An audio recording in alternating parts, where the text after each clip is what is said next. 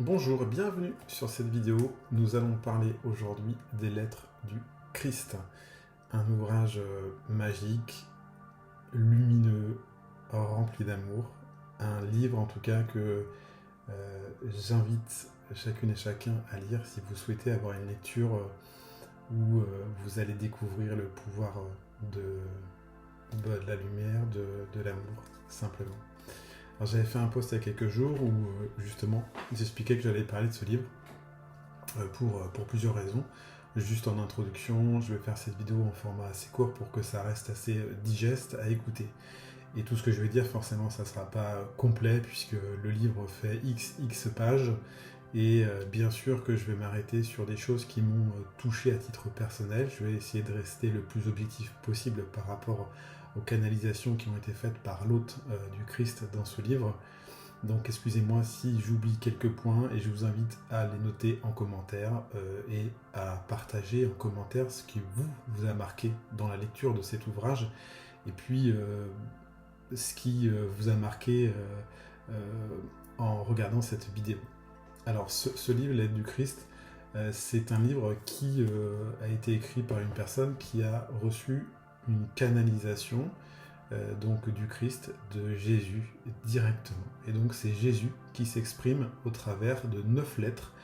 Donc à l'intérieur de cet ouvrage, de ce livre, il y a 9 lettres qui narrent tous les messages que Jésus a à passer. L'objectif de ce livre, et quelque part l'objectif de Jésus, du Christ, dans ce livre, c'est de nous transmettre des messages dans l'ici et maintenant.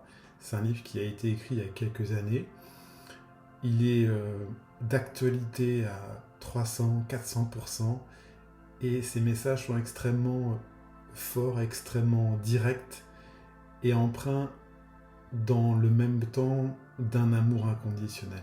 Et c'est ce qui rend ce livre d'une puissance incroyable. Et lorsqu'on le lit, lorsqu'on le relit, lorsqu'on le re-relit, parce que c'est un livre comme d'autres ouvrages qu'on peut, et j'ai presque envie de dire qu'il faut peut-être, après chacun son libre arbitre bien sûr, mais lire plusieurs fois pour expérimenter tous les messages qui sont donnés par Jésus. Mais je veux peut-être reprendre le fil du sujet et commencer à vous parler du livre. Donc, les Lettres du Christ contient 9 lettres qui chacune détaille un message un peu plus précis de Jésus. Je ne vais pas m'attarder sur chacune des 9 lettres parce que ça serait un peu trop lourd, je trouve. Et je vais vous donner en tout cas ce que moi j'ai retenu, ce que j'expérimente aussi au travers de ma vie au quotidien et avec la lecture et la compréhension que j'ai de cet ouvrage. Jésus, tout d'abord, il écrit ce livre pour justement ne pas parler de religion. Et je précise souvent quand je fais des posts sur Jésus, Bouddha, je ne suis pas du tout absolument pour parler de religion. Et Jésus l'explique très très bien, il démystifie, il invite le lecteur à bien comprendre que la religion est un mot qui a été inventé pour s'accaparer quelque chose et qui est également à la source de beaucoup de souffrances. Et il explique très très bien, Jésus en fait, sa venue sur terre jusqu'à sa mort physique et puis ensuite tout ce qu'il a fait après sa mort physique. Et il explique vraiment très bien, un peu à la manière du Bouddha, très bien l'illusion dans laquelle on peut vivre et que finalement on a toujours nous la possibilité de choisir dans nos actes, dans notre vie au quotidien, nos propres décisions. Alors Jésus, il explique que de toute façon, on est tous des enfants de la source universelle. Et je vous invite, et j'ai une pensée pour quelques personnes, à lire la lettre numéro 5, je crois, où Jésus nous explique la création du monde au travers de la conscience universelle, au travers de notions qui sont extrêmement précises, tout est extrêmement bien détaillé. Et en fait, pourquoi il nous explique ça, Jésus? Simplement pour qu'on prenne conscience, qu'on monte en conscience. Il y a une notion qui est très importante dans cet ouvrage et qu'il partage au travers de toutes les lettres, c'est la notion de conscience-connaissance. Avoir conscience de, avoir connaissance d'eux. Les deux sont extrêmement liés et sont à la base de toute création. Et nous sommes tous frères et sœurs, puisque nous sommes tous issus de cette source universelle. Et nous avons tout à partager. Et la base de tout, et la base de ce qui se trouve dans cette source, eh bien, elle est amour, elle est sagesse, elle est harmonie, elle est en équilibre. Et tout est finalement bien fait dans notre création, c'est-à-dire qu'on est avec ce pouvoir, et il l'explique très très bien au démarrage du livre.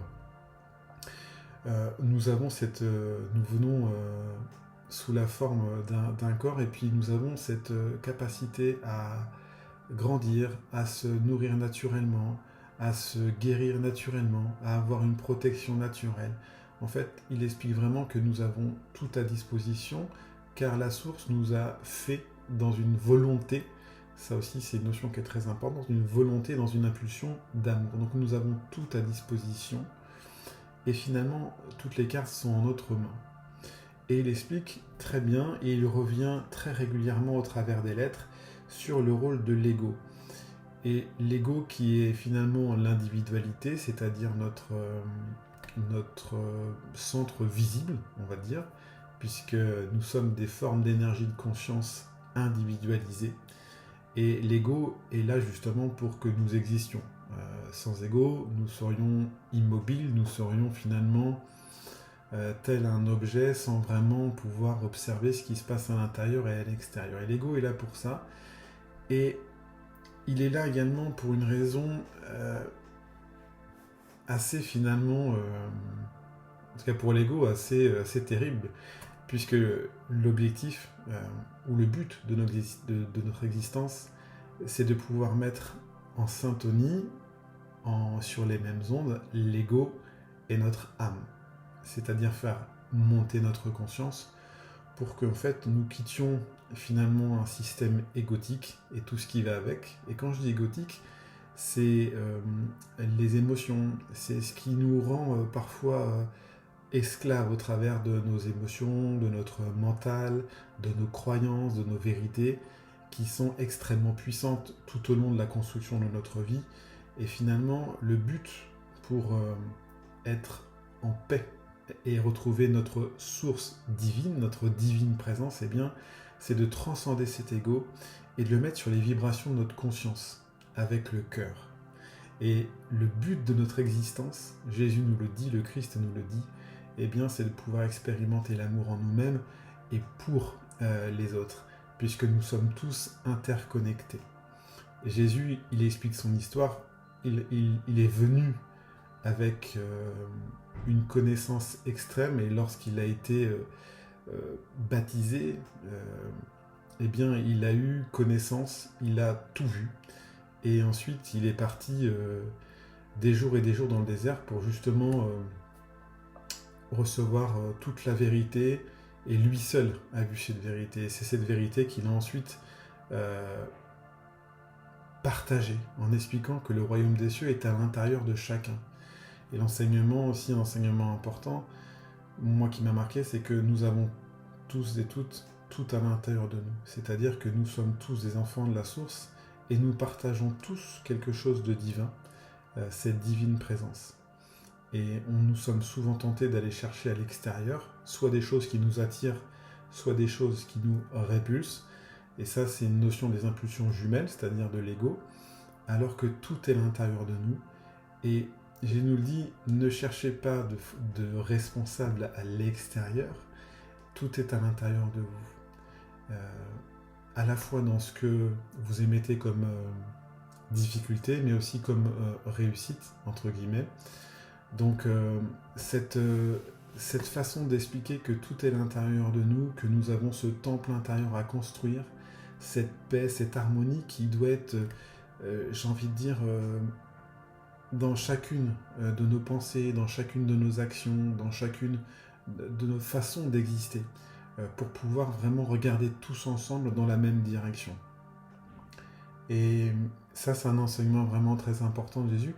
À ce titre-là, il parle également des autres religions, pour employer ce mot-là, mais il parle des religions arabes, des religions occidentales, des religions hindouistes, etc. Et il y a beaucoup de similitudes avec chacune d'entre elles, puisque de toute façon, des personnes qui les incarnent sont la même conscience, sont issues de la même conscience universelle. Quand Bouddha s'exprime, il exprime l'amour, la sagesse, l'harmonie, avec ses mots, avec son histoire, qui sont un petit peu différents de ceux de Jésus, mais Bouddha, lorsqu'il parle des pensées, du monde de l'illusion, de la recherche de l'équilibre, etc., Jésus dit exactement la même chose, et ils sont tous les deux frères, comme ils sont frères avec beaucoup de maîtres ascensionnés, avec beaucoup d'autres personnes plus modernes ou plus anciennes, des maîtres ou des archanges, etc. Donc, il y a vraiment cette recherche permanente de cet amour, de la paix, nous avons tous et toutes à l'intérieur de nous un amour qui nous permet finalement d'être heureux chaque jour, mais c'est nous qui rendons ce monde parfois, et surtout en ce moment, complexe, compliqué pour certaines et certains. Donc il nous met en responsabilité aussi, il nous met en responsabilité de quoi? En responsabilité d'être amour tout au long de nos journées qui passent. Il parle beaucoup de la compassion. Être en compassion, être simplement à l'écoute de l'autre avec son cœur. Ne pas juger, ne pas comparer. Être dans une acceptation.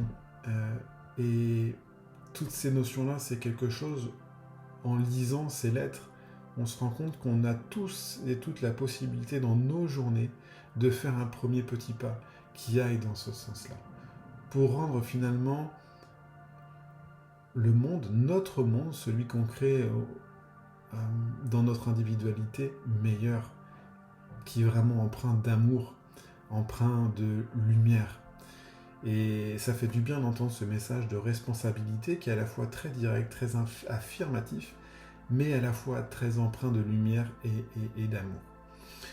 Voilà, moi ce qui m'a marqué, c'est une notion vraiment de temple intérieur. Nous avons tout à disposition. Ces notions de nous sommes tous frères et sœurs, car nous sommes tous issus de la conscience universelle. Et je vous invite à lire cette lettre numéro 5. Alors si vraiment ça vous intéresse, on pourra partager un moment pour aller un peu plus dans le détail de la création du Big Bang, au travers du Big Bang, dont nous narre l'histoire de Jésus au travers de sa lettre, qui nous explique effectivement des notions comme la conscience-connaissance, les impulsions jumelles de l'ego, la volonté, l'impulsion, cette recherche d'expérimentation de l'amour au travers de la matière, que nous sommes tous des formes d'énergie de conscience individualisée, etc., etc. Vraiment, ça, c'est un sujet super intéressant, mais par contre, qui demande lecture, relecture et relecture, parce que c'est assez conséquent à intégrer. Et puis, la troisième chose, peut-être, c'est cette notion de pouvoir mettre dans son quotidien, c'est tellement d'enseignements qu'il donne sur l'amour. Parce que finalement, l'amour, c'est quelque chose qui peut s'exprimer au travers de toutes nos journées, au travers de nos 5 sens, et plus encore. Donc, je vous invite vraiment à lire ce livre. Si votre libre arbitre et c'est ok pour lui, bien sûr, parce que il n'y a rien d'obligatoire dans ce monde, en fait. Il n'y a que des choix qu'on fait, c'est ok, tout est juste, bien évidemment. L'idée, c'est pas d'être sous contrôle d'une impulsion extérieure. Voilà, moi, ce que je voulais vous dire sur cet ouvrage, vraiment très rapidement. Je m'excuse parce que je vais lui passer un petit peu du coq à l'âne, mais c'est un ouvrage qui est quand même très, très épais et qui est vraiment d'une douceur et d'une fermeté, avec des messages clairs, mais empreints d'amour, qui est vraiment un hymne à la vie et qui nous permet de comprendre d'où on vient et finalement vers quoi on va, en tout cas vers quoi l'expérience nous mène. Et juste pour finir, je dirais que toutes les lettres que Jésus nous a données dans ce livre-là, elles sont vraiment expérimentées et à méditer aussi. Si vous avez l'opportunité de méditer des mots, des phrases, des lettres, eh bien méditez-les pour qu'elles vraiment s'imprègnent en vous. Expérimentez-les dans vos vies au travers de vos pensées, de vos actes, de vos paroles, de votre écoute, de votre vision comme dirait notre ami Bouddha, et là-dessus, ils sont totalement raccord entre l'octuple sentier de Maître Bouddha et puis finalement de Jésus. C'est exactement la même chose, se servir de ses sens pour vraiment exprimer l'amour en totalité. Donc, moi, je vous souhaite une très belle lecture. N'hésitez pas, je vous invite à mettre des commentaires si vous avez des commentaires. Et puis, si vous avez des questions, si vous voulez faire un audio, si vous voulez faire une vidéo sur l'origine du monde selon Jésus, parce que vraiment, c'est hyper intéressant. Ça sera avec plaisir. Et d'ici là, je vous souhaite une très bonne journée et je vous dis à bientôt.